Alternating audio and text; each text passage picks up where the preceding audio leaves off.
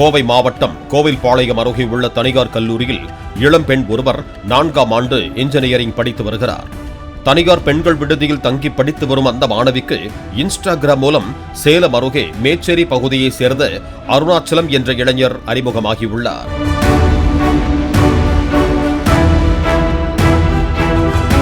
Engineering படிப்பை பாதையில் கைவிட்ட அருணாச்சலம் தன்னை உதவி செய்யும் நபரை போல காட்டிக்கொண்டு கல்லூரி மாணவியிடம் நன்மதிப்பை பெற்று வந்துள்ளார்.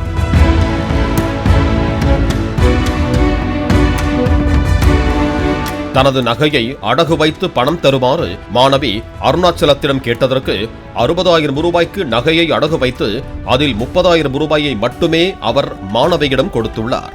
பின்னர் நான் பைக் வாங்கினேன், டியூ தொகை கட்டவில்லை, பினான்ஸ் மேனேஜர் 30,000 வாங்கிக் கொண்டார் என்று பொய்யான கதையை அவிழ்த்துவிட்டு சந்தேகம் இருந்தால் மேனேஜரிடமே பேசிக்கொள் என அருணாச்சலம் கட்டட வேலை செய்து வந்த அவனது நண்பரான சந்தோஷின் மொபைல் எண்ணை அனுப்பியுள்ளார்.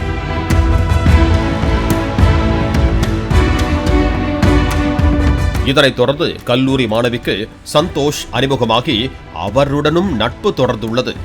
அருணாச்சலமும் சந்தோஷும் மாணவியிடம் காதல் வார்த்தைகளை பேசி ஆசை வலையில் வீழ்த்தியதாக சொல்லப்படுகிறது.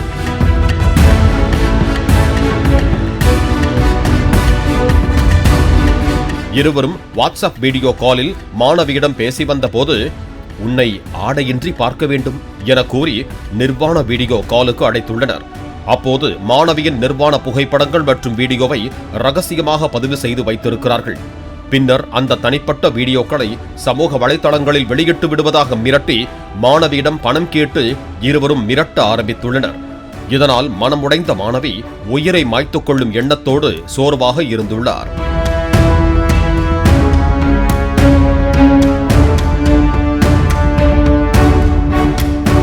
மாணவி சோர்வாக காணப்பட்டதை அறிந்த விடுதியில் வேலை பார்த்து வந்த பெண் ஒருவர் என்ன நடந்தது என கேட்க அந்த மாணவி நடந்ததை அனைத்தையும் கூறியுள்ளார். இதனை கேட்டு அதிர்ச்சியடைந்த அந்த பெண் சனிக்கிழமை இரவு 9 மணிக்கு கோவில்பாளையம் காவல் நிலைய பொறுப்பு இன்ஸ்பெக்டர் தியாகராஜனுக்கு தகவல் தெரிவித்துள்ளார்.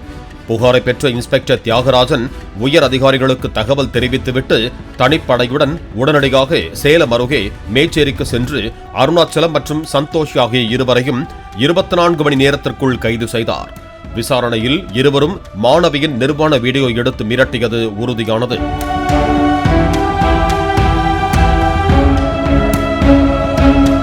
இருவருக்கும் எதிராக வழக்கு பதிவு செய்த கோவில்பாளையம் போலீசார் நீதிபதி முன் ஆஜர்படுத்தி இருவரையும் கோவை மத்திய சிறையில் அடைத்தனர்.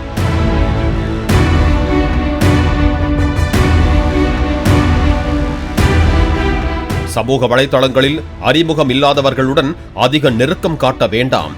அப்பாவியாக பேசும் பெண்கள் இப்படி சிக்குவது அடிக்கடி நடக்கிறது. மிகுந்த ஜாக்கிரதையுடனும் கவனத்துடனும் பழகுங்கள் என போலீசார் இளம் பெண்களுக்கு அறிவுறுத்தி இருக்கிறார்கள்.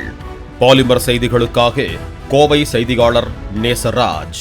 பிளே ஸ்டோர் மற்றும் ஆப் ஸ்டோரில் இருந்து பாலிமர் செயலியை QR கோடு மூலம் பதிவிறக்கம் செய்யுங்கள். செய்திகளை உடனுக்குடன் பெறுங்கள்.